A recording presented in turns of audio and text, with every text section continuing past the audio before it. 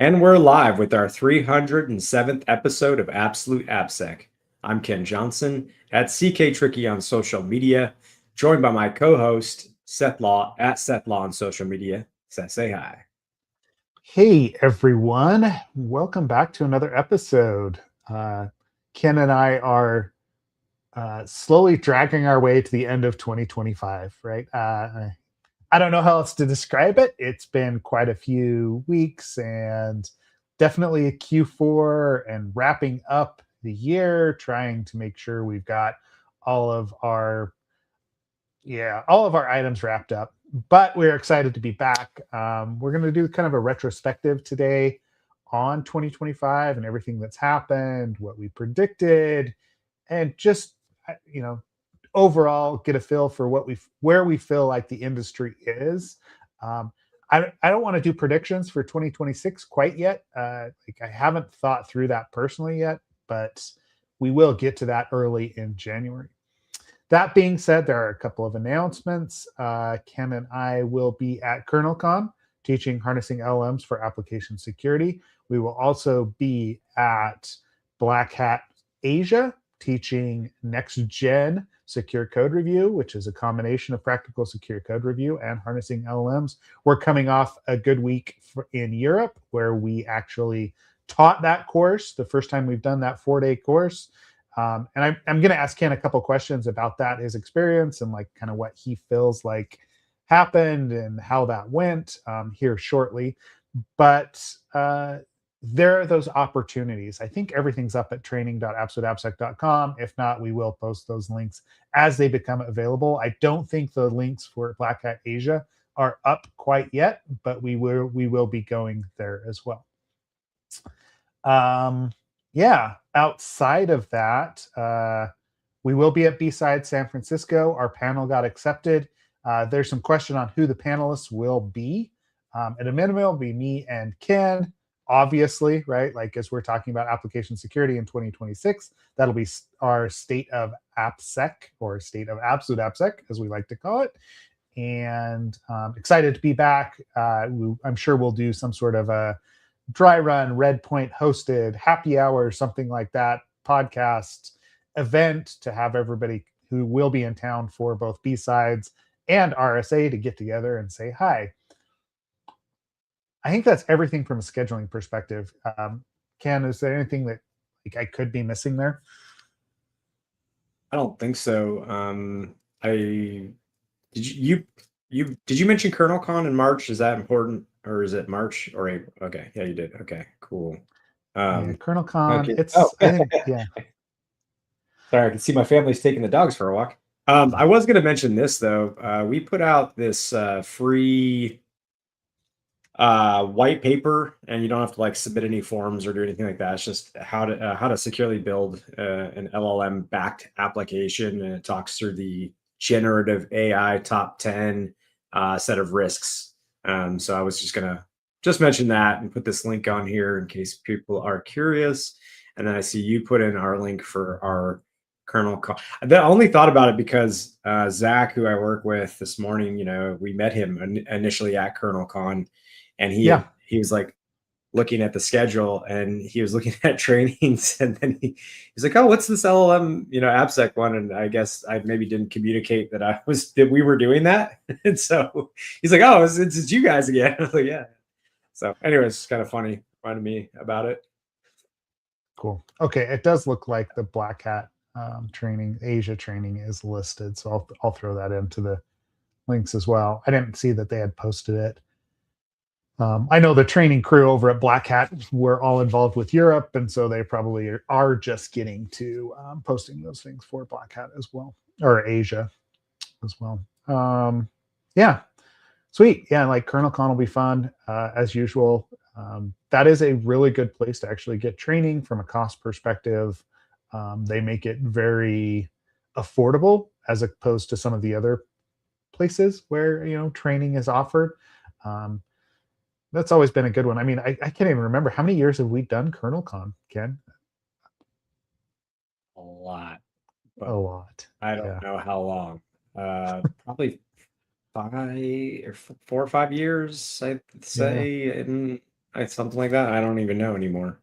Mhm. Um, Yeah. Yeah, I want to it would say have been because it was like, post 2019. yeah, I want to say probably 2021 was the first time we taught at a KernelCon, right? Because it was like the first kind of return to travel type thing that we did after pandemic, if I remember right.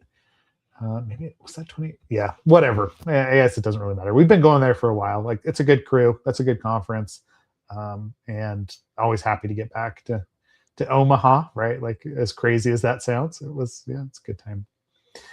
Yeah, that's That good. being said, right, like if we talk about our experience teaching, right, like before we get into 2025, what happened this last year, uh, we talk about training. This was the first time that we had done 4 days, right? Uh, and I wanted to get your fill on, how you felt that went, right? Like what your takeaways were for teaching for a full week, or for 4 days, I should Well, say, not a full week. Yeah. well, I mean, I'm only laughing because, we were like, well, 4 days, we're going to have so much more time to do training. And it's like, well, when you take two courses that are already way too much content for a 2-day format and mash them together, you don't have 4 days of content. You have like 8 days of content. So, anyways, that was interesting. Still landing on that first or that last day and being like, hold on, don't leave quite yet. And they're like wanting to cut off our internet. We're like, but we're wrapping up. We're not quite like that's how much content's in there. Anyways, so my takeaways were probably, I guess, that um I mean, I think like the things that I'm learning are that there are some pretty savvy AI development folks out there, but they're few and far in between. Most people are still kind of like, maybe they've gone and used ChatGPT, or maybe they've used an AI backed IDE, maybe, or terminal, maybe. But in terms of actually building tooling, your own custom tooling, very, very little, or very nascent, I would say, across the board. And also, there was one thing that you said one night when we wrapped up one of the days of training that has definitely stuck with me.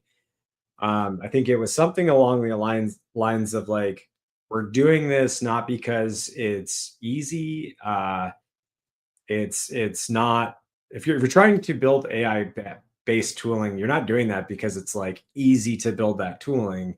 You're building it because it will make finding hard things and doing harder things much easier. So like, Mhm. meaning you have to put in a ton of work. It's not magic. You have to do a lot of work, and people don't necessarily, and can't, if they haven't built that tooling, even appreciate how much has gone into something like a cursor or a windsurf or a warp or a copilot or whatever they or whatever other AI backed tools, video editing, chart creation, whatever it is they've used.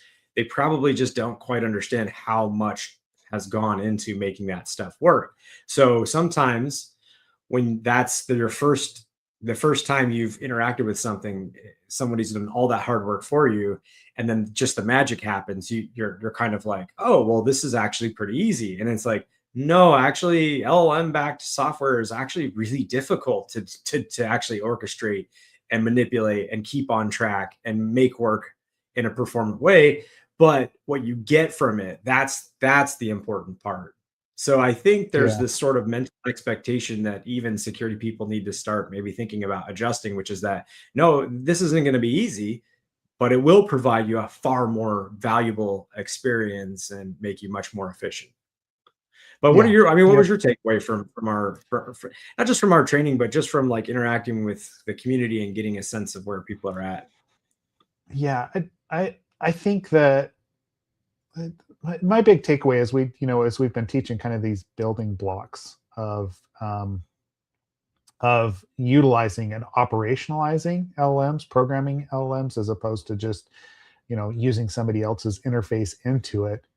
Um, is that there's kind of a lack of understanding on how, well, to your point, how difficult it is, but also like how, how do I say this? Um, there's a lack of understanding on what is um, so deterministic versus probabilistic tools, right? Like how you can actually utilize those, and then the operational aspects that go into it, and um, just the basics of how LLMs work, right? Um, I'm always surprised that people haven't necessarily read through Stephen Wolfram's book yet, to understand what's going on underneath the hood. And we're not saying like you have to have a PhD level understanding of how inference models work, right? Like that's not at all what you need to do. But the behaviors that they exhibit are somewhat predictable when you understand uh, the the parameters that are going into it and why, like how it's making the decisions that it's making, right? Like there's no like way for us to build that complete mental model as humans. But I'm consistently surprised by that. I shouldn't be at this point. Everybody just wants that easy button. They want to be able to hit the easy button when it comes to all this stuff, and there are companies out there that are exposing it, right? But most people's interactions with LLMs, with the GPTs, is through something like a chat interface, and um, and that abstracts out the understanding that we need to actually have in order to operationalize it. So, like putting those pieces together is what we're trying to teach, and it's always great that last day when we start to see, or even I think it was like 2 days in, 3 days in, as people really started to understand how to manipulate the LLMs and and and functionally drive them, and they start to have those like sparks that go off, right? That was the thing that is incredibly satisfying. 4 days is a lot though, right? Like I think you and I were both pretty wiped, especially after that third day. um, Oh my lord, yeah. trying to share all of this content, all of this experience, all of this learning across the board for application security and like operationalizing of LMs. I just was, I think I'm still like, we're over a week over and I'm still recovering a little bit from that, jet lag plus teaching plus, all the things that went into it. So, Yeah, I think that's the hardest part is the physical aspect of it, really, honestly. I don't know if people realize, but it's a lot on your body. Also, uh, it's like I came back and as I was flying back home, I was like, oh, I'm having issues, like sinus issues and ear infection starting and whatnot. And I'm like, oh my God, I get home and then just fully am sick. So, spend 4 days recovering or whatever. It's like, yeah, that's the glamour of it. But anyways, I also have one other takeaway based. So like okay. agree with everything you said. And one other takeaway is that like that board that allowed us to switch between our monitors Oh, was that the was coolest thing amazing. ever. Every conference. Listen, all right, listen, hold on. If you run a conference and you have trainings, I don't know the name of the board, but it's one of those boards that allows you to switch. There's many types, right? It allows you to switch AV. What they gave us was a monitor that we could see, a little 32-inch or whatever monitor on the desk that we could see, and it had Seth's monitor, my monitor, and we could switch between the monitors with the click of a button. That was killer. And then I think like, first of all, like I said, if you run a conference, do that for your trainers. It's insane. It's so insanely good. Secondly, one of the other things we use is Gamma, GAMMA, Gamma app to build slides. And if you are a person who's going to present stuff, use that. It is amazing. Like you can generate some of the most beautiful slides imaginable very quickly. And what's really neat is you can real-time update. So like if you edit them and you go to the next slide, it's whatever you edited is already visible. They don't have to exit the display and go back in. You can zoom in, which is why I'm saying this. This is one of the nicest things ever. It's like I can see what Seth's presenting on his laptop, and then it needs to be zoomed in. So on mine, I could zoom in and switch up. I know it's really mundane stuff, but like it is. I'll shut up here and stop going on about this, but I cannot stress that is an amazing thing to offer people. So if you're a Yeah. conference organizer and you want more details, ask Seth and I about this setup. It's magical. best experience Yeah. ever. Best experience. It may be one of those things that is in my cart on my phone after we used it, because it did. Yeah. Made life Yeah, so much Bobby's right. easier. Right? Bobby said the coolest stuff is always Stuff is mundane, and always, actually, it's yeah. probably so true. Yep. So Sweet. Yeah, I was trying to think if there's but it any was other nice like to huge. interact. I would say the one thing that's a downside for, and I feel bad about this, is that if you with Black Hat, and I don't know if that's all the conferences, but I do feel like it's a little bad that if they do a 4-day training, they'll miss The a day or briefings. two, Yeah. the briefings. Yeah, both days of briefings. That's a little tough. Yeah. But anyways, yeah. Well, and I mean, part of that was like we're trying to like teach so much, right? Like it was, the 4 days was definitely needed for the training, but yeah, like there was no really interacting with the attendees or getting to any of the other talks or even the floor, right? Like, you could have taken some lunchtime to go walk the floor or something like that, but yeah, just it's a lot of content that we're trying to get through. So we'll see how Asia is from that perspective, but I'm expecting something similar when we're over there. But we'll see how it goes. Cool. Okay, so we are winding down 2025, and I wanted to do a retrospective early in 2025. Ken and I had an episode number 270 where we talked about predictions for the year, right? We did break down the 2024 predictions there, but we also had some predictions about application security, LLMs in in 2025. And plus, I also have a list of things that happened in 2025. And when I started to list it all out, there's quite a bit that we could actually cover today. But the first thing I wanted to talk about was our predictions for the year and how well we actually did. Now, Ken, what was your response when you looked at that? Like what we did last year, or what we said was going to happen in the last year? Yeah, like we basically, I feel like this time we pretty much nailed it. We talked about how prompt injection and um, that whole AI backed attacks were going to become more important. We talked about how the supply chain was going to be hit more often and that issue will only get worse, which we definitely saw, which I know we'll get into. And there were a bunch of other things we kind of ran through, and I feel like in the past we've either been somewhat accurate, but then had some like wildly wrong predictions, and maybe. And this time, however, I feel like no, this is the first time ever we were really dialed in on what was going to happen in 2025. So yeah, little Yeah. victory lap on one, I guess. If victory lap, like one of the things that I posted in Slack just yesterday was Jason Haddock's like prompt injection taxonomy, right? Like that does feed into this narrative of like, yeah, like I think we did a fairly decent job of predicting what was going to happen. um there was, let's see, where did I see it? Forecast a significant shift in how AI-based tools, particularly those utilizing LLMs, are built. And we did definitely see this, right? Like I think about things like Warp, right? Things like even Claude Code, like how they're actually being monetized is you sign up and you pay your $20 a month or whatever, but that only gets you a certain number of tokens. And now we're starting to see this like per use billing that's actually happening across the board.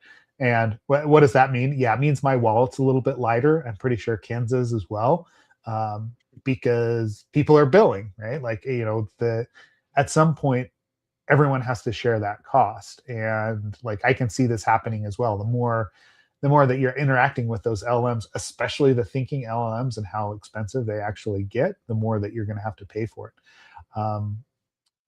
Yeah, always beat billing is correct. That seems to be, there's more of an appetite for that, right? In the past, we'd sign up for tools and it was like, oh, we're only going to pay it for $200 a year, and that's going to get us 24 months or 12 months of access. But the way that the LLMs are operating, we're getting that per use fee that's popping into it. What about this like ongoing tension between efficiency and data privacy, right? That's that's Yeah, been, I mean, my goodness, I've seen so many standards pop up, and like, so there's standard questionnaires that have cropped up to address AI, privacy and all that. But there's also a lot of one-offs that I've been, nature of my business, had to fill out, and I've seen. And people are really struggling with what questions to even ask. And sometimes I look at a questionnaire and I say, oh, those are, hey, that makes sense. Those questions make sense. Great job. And other times I look at stuff and I'm like, I don't think the person who made this questionnaire knows enough to have made this questionnaire. And I don't mean to be rude. That is just what it is, and that's okay. I mean, we're all learning, but it's definitely still a thing where um, I don't think, if I'm looking at it, that there's like a ton of great tooling for people, a ton of great processes employed. However, what I am seeing is that, I think I had mentioned this to you. It's like over the summer, I had seen this transition where probably for the first 9, 10 months, whatever, of trying to sell the product, there was like a lot of skepticism, and every call was like, I don't know about this AI stuff, blah, blah, blah. And then what pivoted during the summer, or what changed, was we had people start coming to us for that. And then the reason is, and this is the important part, this is what I want people to take away, is that their organizations were telling them you basically have to use AI backed tooling, right? So that was a strange one. But my issue with that is that, you know, if you're being told you have to use these AI backed tool, you use AI backed tooling, it's like, um, how much investigation have you done into like what type of assessments you should be doing on your vendors, what type of questionnaires you should be crafting? Like, I mean, is the rate of adoption of, I mean, one thing, even, I think all of us struggle with always, is to make sure that people go through a access request process to get access to a service. But that's still, in many organizations, is a process that can be bypassed and is bypassed.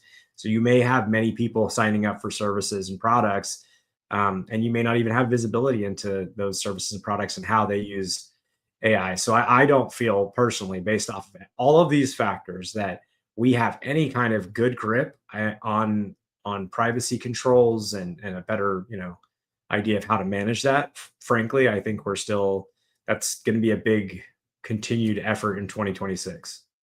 yeah, yeah. And like I said, we will hold off on a little of the predictions for 2026. But like I have a Yeah. tendency to agree, right? Like, and I did post up the generative AI like top 10 from OWASP, and I think this is the reason that people have latched onto that. Is that there is no real like standard for anything. So this is kind of one of the first ones, and we are seeing quite a bit of reference, or quite a few references to the OWASP top 10, the generative AI OWASP top 10, because there isn't anything else to refer to, right? Like, we are in early days, similar to the web back in the early 2000s. There wasn't anything to kind of refer to from a risks perspective. And so, when OWASP came out with the list, there was quite a bit of activity around it. That being said, we could argue what's actually in there, and there are other items, but number 2 on that list is sensitive data exposure. It's the privacy risk that goes along with utilizing generative AI. And like, when you bring RAG to the table, when you talk about data training sets and how that actually gets exposed, and how you actually uh, consider privacy when building out a data set, it becomes very, very interesting. And then you refer back to the prompt injection, like the intents that Jason has built into his list, his prompt injection taxonomy. It's one of the big things is, can you get access to the data training set? Can you get access to the RAG? Are there ways to go about that? And it is a huge concern, because it's one of the things that we start to test. Like, I had a recent assessment that we did that was for a company, and they're like, oh, well, we don't really care about, jailbreaking the AI and getting it to do other things. And I was like, okay, that's great, right? Like, you're not necessarily concerned about that because the industry at large hasn't solved it. So I get it. But, right, like, we still have to run through all of those tests so that we can check to see whether or not you brought RAG to the table appropriately. Because the way to get access to those other portions is actually to do some of the jailbreaking techniques.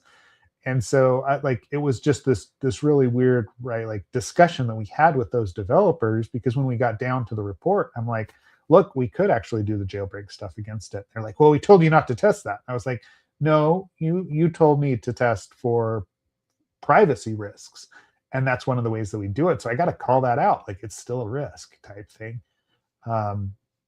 Anyway, Yeah. so I mean, it's very near and dear to like my test and my day to day at this point. So I'm sure it is for you too. Oh yeah, yeah, definitely is, and like even those RAG databases can be like a second order injection site, or have poisoning and all that fun stuff. Which is a good reminder to go read that white paper I linked in the beginning up here. But yeah, I mean, you have to look at those components, and they're the ones that scare me the most. They should scare, I think, most folks. And it's only because you and I both said, and we talked about this in the course, the controls and the guardrails and whatnot, they're just not there yet. It's, we're still dealing with single shot prompts, right? There's not even the concept of like parameterized prompts or anything like that. There's all the basic things that we did in every other type of system. We just have to like wait for people to redo in these systems. And anyways, yeah, so I mean, like, I think the one thing that we did fail on prediction wise, like I do remember us talking about how like maybe more specialized models might come into play. And I mean, there are specialized models, but not, there is like, I guess there is like the cybersecurity codex thing that GPT put out, and there's like the whatever, but I guess what I'm saying is like I don't see a ton of cybersecurity specific models that people are using in their products for cybersecurity products, or even for internal security like purposes or anything. So I wouldn't say that yes, there are more specialized models, but they're for other domains, and I don't think as much in security. I don't think I think you and I have talked a little bit about this, right? Like training a new model or using like overlaying, like, Quen or whatever it is, like creating your own model on top of that with a very specific training set, hasn't become as easy as I expected. So people are using RAG to fill those gaps and actually to build that sort of capability. I still think that's going to happen eventually, right? Like we have those foundational models, and they're going to be customized at some level. I mean, from an AI tooling perspective, I think this is where it shocked me a little bit, is that the tool vendors, right, dry run included, like you guys have built your own, you've operationalized your own version of the LLMs, and you're utilizing different LLMs for different purposes, even within the same like foundational family. From a cost perspective, or from a utilization perspective, or an effectiveness perspective, that has become the way that you differentiate yourself, as opposed to building a new LLM or a new model to do that for you, right? You've overlaid on top of what's currently there, which I mean, it makes sense. Like we probably should have predicted that instead. But I still feel like that eventually is going to shove down to the model itself and how we actually build those. But we'll get into it. Like I said, 2026, I don't know. I'd probably back off that prediction a little bit, just seeing where the industry is going and how LLMs are being utilized. One tip or recommendation I have, though, on this note, if you're using frontier models, they have an opt-out option. They store your traces for about 30 days, I believe it is by default, on GCP, Google Cloud, Azure, and AWS Bedrock. And they have opt-out options. They do this for abuse reporting and things like that, doing investigations or whatever, basically abuse detection.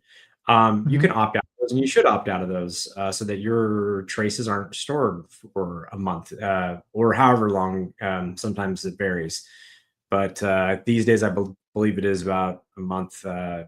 Pete on my team was just looking into this not long ago. And we were like, oh yeah, we definitely have to make sure that, we are opted out of those, but that we recommend to anybody that we talk to that they also opt out of those, out of that collection. It's just it may differ from your collection policy or your data retention policy. So you have to be mindful and careful. But that would And be it. yeah. Oh, sorry. No, I was just going to say, I linked an academic article that actually went in and analyzed the different privacy policies, right? Like, which includes that opt out. Right? Like, so that's kind of interesting. That came out in, looks like it was September, right? But that's probably way more in depth than we necessarily need to go in at this point, right? But to your point, right? Like you should know what those frontier models look like and what you're getting into, especially if you are dealing with sensitive customer data, right? Like, so if you're sending that along, even if you're putting it into a vector DB or whatever it is, it's being sent to Bedrock, right? Like, or it's being sent to Amazon or Google, in snippets, but there's a treasure trove of data that is included in those traces. I'm fairly certain. So sweet. Okay. So yeah. What? No, go ahead. Oh, no. We'll wrap it up. Should have AI-backed developer tooling, because we were like, well, I think AI-backed developer tooling and workflow tooling will increase, which absolutely happened. We also predicted there would be some friction at times, though. And I would say now the only real friction comments I hear, and this is all anecdotal, but what I usually hear is that two cases. One is that the autocomplete portion is just annoying. It's just annoying. So sometimes you go to type and it tries to autocomplete. That behavior is frankly frustrating for people when they see it, from what I've heard. But everything else has been pretty great. Now, here's the exception. The other second thing I was going to mention. The exception's in when you have an application that doesn't follow conventions, where its language is not maybe the best in terms of training data on LLMs. And then you start to, and also if it's like a complex application, right? So meaning not just complex, but maybe there's a lot of considerations in terms of abstractions and things going on. In those cases, it tends to sputter a bit and create incorrect suggestions and incorrect code, and even insecure code. But I think that is something that's getting better and better and better in terms of decreasing those kinds of issues. So I would say on the whole, I think the prediction was accurate, and that the kind of tiny cases where it's not getting, or there's still some friction, that I think is all getting sort of fixed very, very quickly. Yeah. It's you and that integration is with Claude Code and other tools. It's definitely happening faster than a lot of people realize. That is the other thing that I'm starting to see, and I'm learning as we teach the courses and we're talking to people about the foundational aspects of how to implement a lot of this. The tools that we do utilize are getting better. And if you understand the basics, those become a lot easier to manipulate, right? Being able to properly interact with an LLM and write an efficient prompt that does exactly what you want becomes more of a superpower the more of those tools that you have available to you, right? You're using some of those developer integrated tools or IDEs or other things, being very explicit and knowing how to properly write out a prompt is going to result in better outcomes. So it's a lot of garbage in, garbage out. So let's see.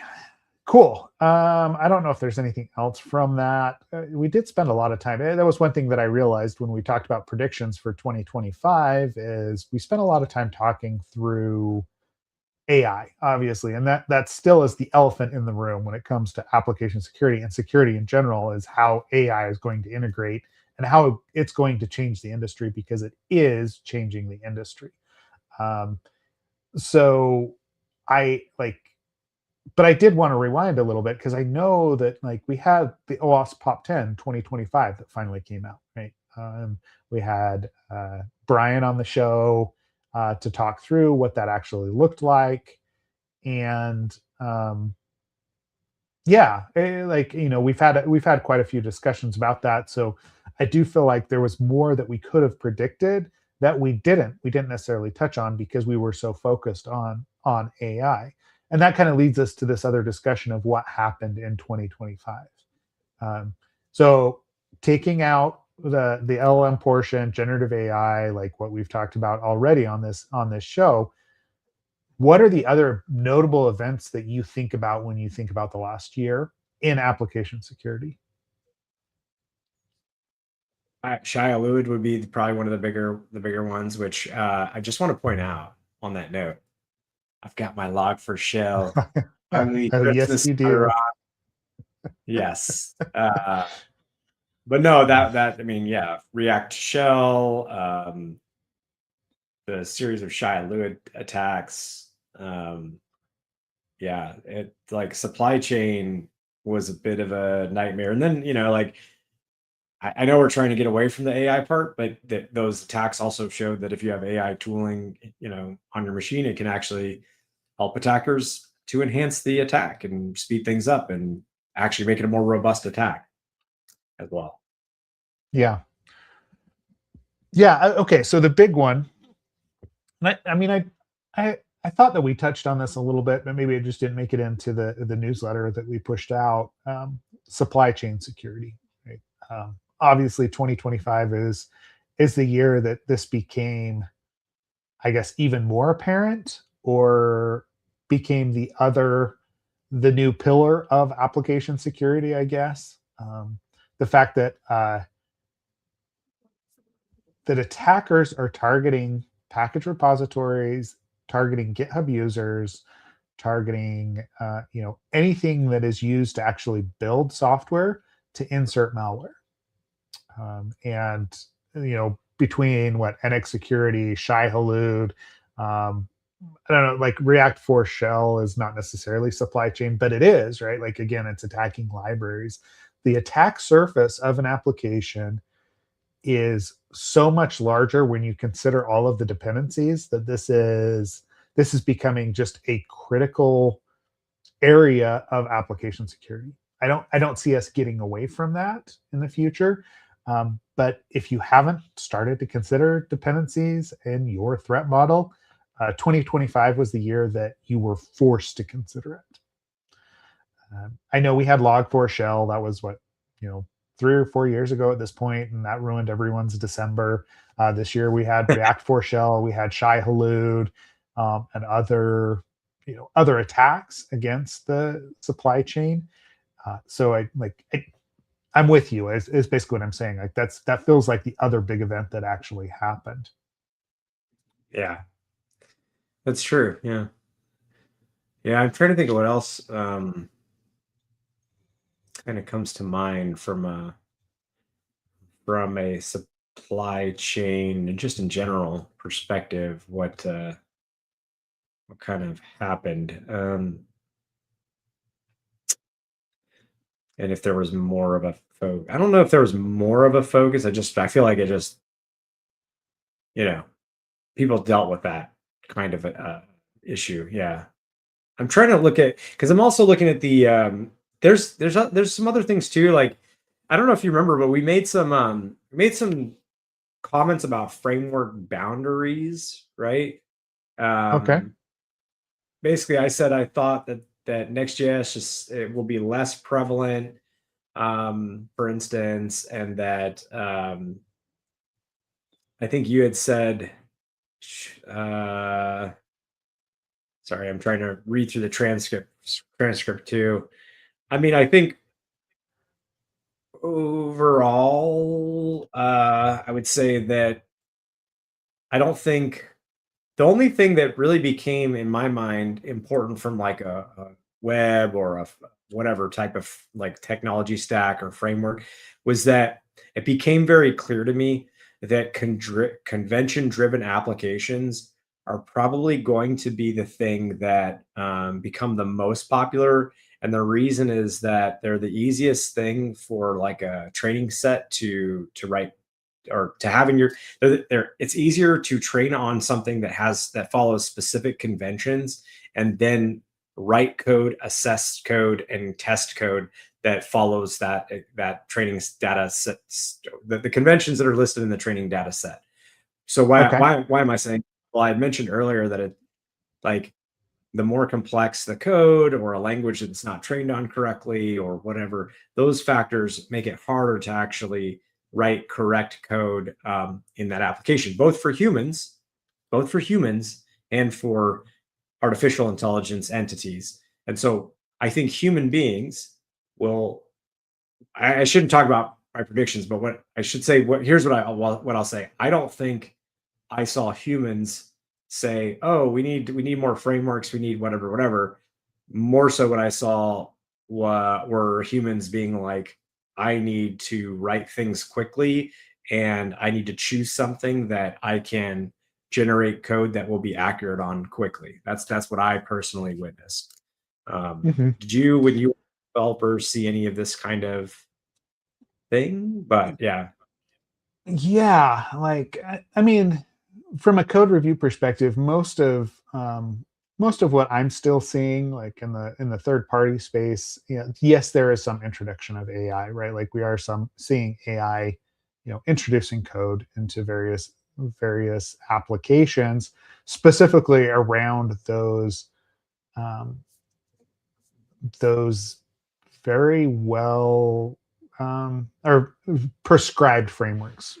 Like you're talking about your Rails, your like even Next.js and like React slash API patterns that are out there, being able to generate like an API spec and then have the AI build out the complete backend for it is a very easy or fairly easy thing to do, especially given those prescriptive frameworks. So I can see that rising, but like I said, most of what I've seen has definitely been just more like snippets that are included in older applications. But that being said, those older applications are very well understood, and there things like .NET or Java Spring that have fairly prescribed ways to utilize them. The AI understand that pretty well. Um, so yeah, yeah. I get that. Um,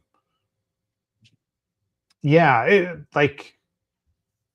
yeah, might have meant MCP, right? separation boundary between front end and back end, by the way, on the framework. Yeah, I was trying to read trying to understand my own like your own whatever thoughts. weird. Yeah, but I think it could have either been that or it could have been it might have also just been like I just said like something between the front end and back end, introducing more vulnerabilities as like confusion occurs between what's back end and what's front end. Obviously none of that materialized, so if that was what I meant, then I was totally off. But anyways, all right. So what were you just saying? I'm sorry. No, I was saying I agree that the we are seeing LLMs where AI actually write code based on those frameworks that are more prescriptive, right? So that's what it's going to pull Oh, from. If you ask an LLM to write Python, right, like a Python API, most likely it's going to default to Django or maybe Flask, but probably Django because it's pretty prescriptive and easy to actually put that together very quickly. Um, you know, if you tell it to write Flask, it's going to write Flask and it'll follow some patterns that it has seen and is well known. But most likely, it's going to do that. I mean, obviously, in Ruby, it would jump to Rails. JavaScript, I'm not quite sure, right? Like Next.js, it's Next.js or maybe it'd go to just like a straight Node Express, but I don't feel like it would because there's not necessarily a pattern for it to follow there. So, but that being said, what Bobby brought up, right? He's predicting more of MCP. In the last year, what I've seen with APIs and AI accessible APIs, and this, like, you can correct me if I'm wrong here, Ken, but what I've seen is a muddying of waters between MCP and agentic tools and what is actually appropriate to expose to AIs.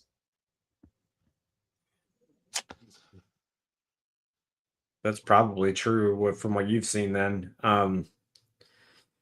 Yeah, like so and why I get there is I like the more people that I talk about like MCPs with, the more to Bobby's point, I feel like there is a lack of understanding on, number one, how to secure it, right? Like everybody was just like, oh, we need an MCP server, right? yeah, they were. Like especially Or over even the summer, it felt like everybody was implementing an MCP server, and I'm like, really, you need Claude to be able to access your like enterprise like Salesforce data and right, like in a non-prescriptive, non-deterministic, fashion, right? Like that was the tool that was going to sell your new whatever, right? Like, yeah, your new application. I don't understand, right? Like, just felt like there was a misunderstanding as to what was actually possible and whether or not the controls even existed. Yeah. Laughing at Bobby's statement. Yeah. Well, what's funny is, to me anyways, and I don't know if I don't know, maybe other companies experience something differently. If you had created an MCP server and you have a different experience, feel free to drop it in chat. But for me, I mean, we built an MCP server and then spent most of our time trying to educate people on how to use it. And there's like one or two really technical, customer people that are, or yeah, customers, people that I don't know, they just they're more advanced, or they're or not even maybe that they're more advanced, but they're always looking for the next thing, right? The most innovative next thing. So those are your early adopters, and they're great. They'll use it, but honestly, I feel like MCP was like all the buzz, and everybody set up servers, and that most people don't even know how to configure them or use them, let alone know what they are or how to secure them. And I can tell you from personal experience or professional experience that the ecosystem and the clients themselves are not set up well for security. They're just not. Like, there's a reason that you see companies that absolutely should not be using personal access tokens as the mechanism to access their MCP server doing that. I'm not going to call them out. I have pretty strong feelings on this one. I know why they're doing it though. It's because if you don't do that, the user experience is severely degraded or degraded. Jeez, dang, degraded. I said degraded. Anyways, it's very degraded, and to the point where it's almost unusable, and you have to do like multiple repeated login tries and things like that. And it's it's factors where like they don't really. I've talked about this before many times. They don't really support dynamic client registration very well. Most of your providers don't even have that as an offering. You kind of have to build your own shim. And then because of that, the clients themselves aren't used to the fact that it's going to take a few extra seconds. And so they all have these insanely short timeouts. So if you want to do like the OAuth dance properly, well, guess what? Your clients are just going to, by default, timeout. You can set those timeouts higher, but then you're asking your users to do something more technical. Now, Claude Desktop's getting better with their integrations on that front, their connectors on that front, but it's not perfect, and nothing else is getting better from what I've seen yet. In fact, we don't even allow one of the IDE agents or IDE, one of the IDEs to connect to us, just because they are using a broken client. You and I talked about this, and they haven't even fixed it. It's been out. They've known about it for a long time. They haven't even fixed it. So I guess what I'm trying to say is, I think it was a lot of hype. I think it could have a lot of value. It does have a lot of value. That I cannot understate. If you know what you're doing and you know why you want to use it, oh my God, does it have a lot of value?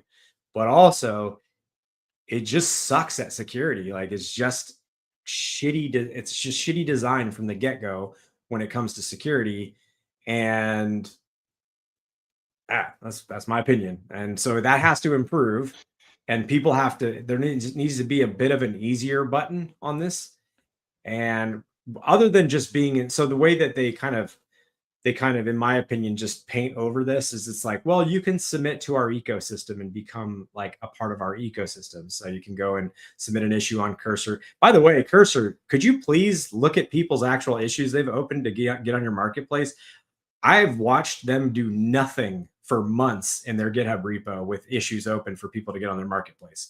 But just to say it out loud, that's basically how you band-aid over this issue is, it's like, well, if you're in their marketplace, it's much easier to get installed and going, right? That's not a solution. Like it needs to be something where people have a clients that are just built better, that the path to install is better, the path to usage is better, and it's more clearly understood. So my I don't want to make any predictions, but I'll just say like it's not been a good year for MCP. Like I don't think it's been a Yeah. shining example of anything yet. No, The only like is that I will. uh Sorry, one last thing I would say, and it's unfortunately one that again I feel is. I'm not even going to point out the SCM, the source code manager, but I'll say that you can add MCP servers for source code managers, and it is nice because they can read typically issues and comments and help quickly create fixes and things like that. But beyond that, yeah. All right. So what are your thoughts on MCP server based off what I just said, or anything else? okay, I feel like MCP, right? Like we have seen some really good use cases out of it, right? Like and there are very interesting things. Um, the whole protocol itself is not, to your point, not well instrumented, right? Like it became a hot button thing that everyone had to have an MCP server. So again, they could allow for an AI to interact with their API. Um, but it was an easy button that people hit without understanding the implications. And to Bobby's point here, right? It is like API of the future, what you're saying there, Ken, as well. But realistically, it's just an API, similar to SOAP, similar to REST. It's the ability to actually pull data back in a somewhat non-deterministic fashion, but you're giving it access to very specific data sets included in there.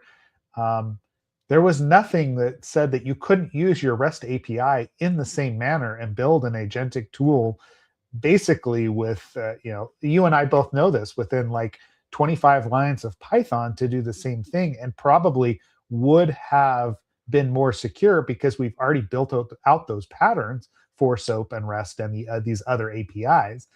And so it just feels like we never learned this lesson, right? Like of security, when new technology comes around, right? Like we get caught up in this. Oh, this is magic, and it's going to make my life incredibly easy.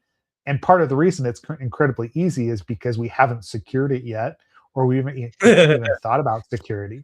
So yeah, that's kind of Sorry, where I'm I've gone with MCPs. Yeah, what are you saying? well, no, even though you say that, it's like, yeah, it's in like even the insecure version's not that easy. It's not that hard either, but it's not that easy. Whereas, like, I still see people kind of struggling to get even the basic insecure version set up. So, and actually, like, it's not just security. I was thinking about like because when Bobby mentioned well, he didn't mention GraphQL. He mentioned SOAP and REST, but I was thinking Yeah. GraphQL. Um, it's like, yeah, I mean, with SOAP, it was WSDLs, and REST, it's, Swagger or PandaDocs or whatever files. And with GraphQL, it's introspection typically. But even with documentation or ways to query, I think even developers struggled with, especially I noticed, you got to remember when I joined GitHub, GraphQL was like I believe a am I wrong on this? Was it Facebook that initially created the Yes, GraphQL it specs? is. It's Facebook. Yep. Okay, well, they had recently released that spec and it wasn't widely used. And when I joined GitHub, they were like, no, no more REST API. We're going to do everything GraphQL to GraphQL. We ended up reverting on that and keeping both. But even then, I was watching internally as like developers were kind of like struggling to get the mental model around GraphQL versus REST. So, and I'm sure, maybe it was easier going from SOAP to REST, but I don't think it was easier going from REST to GraphQL. And it wasn't just. I guess my point is, it took a while for developers to adopt it and get okay with it and build better and better things around GraphQL. And it's still not where it needs to be, in my opinion, but it's better. And security lagged way behind developers like usual. So it's definitely going to be the same here. I think maybe. Yeah. Yeah, it's just another way to access data when it comes down to it. And like I'm thinking back to teaching people to use LLMs as it is, and like an LLM's ability to access MCP is dependent on what the MCP server tells the LLM it actually does and how to format data and requests and all of that. So you've got like additional kind of deterministic or like non-deterministic probabilistic tools um, on top of the API layer. And you will see this as you experiment, even with just simple, yeah, like simple formatting of JSON. Like I know you and I talk about this all the time. Like the agents trying to interact with very well laid out tools, they fail, a non insignificant portion of the time because they don't format request parameters properly, or function calls properly. So this ability is probably going to continue these problems. And like you're just introducing so much kind of probabilism and creativity into what should be a deterministic process, that like I struggle to see it being more cost effective. Right, it's going to cost more for you to use MCP servers than it would be to just use a REST call and be done with it and move on. But there is that little bit of advantage of the creativity of what you're asking and allowing you to be able to manipulate that query, or the not you but the AI itself to be able to manipulate the query to get other data that may be relevant to the question that's being asked. Yeah. Yeah, I mean, we always talk about like probabilism on top of probabilism, but I think you and Bobby are honing in on the correct point, which is that it just depends, right? Like this take he had that I put up there, is basically saying like, yeah, the API or the style of API you use depends on the use case, and we just have to start understanding Mhm. that. And he's right, because that's exactly why we went with both REST and GraphQL at GitHub. It was like, well, we need both for different reasons, and I think it's very true that that'll be the same with MCP. It's like sometimes, yeah, I need my ID. Like a good example would be, it's really nice and easy if you add your MCP server to if you connect your account via GitHub's MCP, for instance, and like an IDE, and then you say like, hey, um, go and, I don't know, read the wiki page. Like I did this with Rails Goat. I had an issue yesterday that I saw on Rails Goat's open source project, and I said, well, go ahead and just go read that issue and tell me what you think. And then it told me what it think, and then I had to do some investigation to figure out why the wiki was broken, and then I noticed it was incorrect, blah blah blah blah blah. But throughout this process, I had something where I could just say like, here's a URL, go like tell me what's going on here, and then I could have a conversation with, and I could do my own work and blah blah blah blah blah. And it could push up code, create its own branches, create its own pull requests, and basically allowed me to do what would have taken me God knows how long otherwise in minutes. That's a good use case for MCP, is right there when you Yeah. have some tooling that to like have access to things and certain types of data and be able to do certain things. You just need to know exactly what reason you're using it for, to you and Bobby's point. Yeah. Yep. Well, and that's kind of what I come down to with this mix of, and again, we will get into. I keep saying this like because I want to start making predictions for next year, or what we're going to see.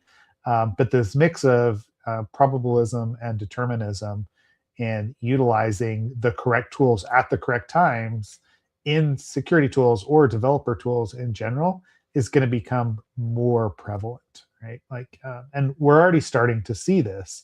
The way that I utilize LLMs, like in my practice as a security consultant, is definitely a mix of, hey, there are still these these deterministic tools that are out there that we've used in the past. And guess what? They are quicker at identifying things. Regex is probably quicker at identifying something that I know is a bad pattern, right? Like a Semgrep or an OpenGrep is quicker at doing that. So I'm not going to throw that away. Yes, I can have the LM go and discover those things, but there are uh, cons to actually doing that, right? Like it's not all just positive. There are negatives, both from a cost perspective, a speed perspective. Like at some point, it's like, hey, we're going to use the best tool for the job to actually go out and solve this problem. And we're coming to that phase, or we've started to come to that phase in 2025 as well, realizing that it's not a panacea. There are negatives to using LLMs, and we need to be able to utilize these other tools that we have depended on for the last 20 years and make them better and summarize and like use the creativity that's built into the new tools that we have to speed up our own consultants on my side of the house. Anyway, And that's definitely seeing too, is like consultants leaning into this tooling and leaning into these practices. So that is a really good thing. I think it's going to really benefit financially, not just financially, quality of life wise too. Folks that offer services. yeah, It's like anything else. Like if you have something that just makes you more efficient and quicker at your job, it's great. It's right. That allows you to do the thing that you're really good at and really hone in on the things that you need to hone in on, and let all the other stuff that's sort of like, not super important that I personally do that thing. Be done in a quicker, more efficient way. okay, yeah. Looks like we're at the end here though. Yeah, Yeah. we are.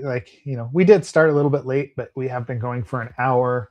I know we had other things on the list, including like the initial, Semgrep open grep drama that happened. Forgot about that. Yeah, I forgot Yeah, about that. but otherwise, sorry, I got a call that popped in right on top of everything else because, of course, I did. Right, like given how life is right now. I know. I know.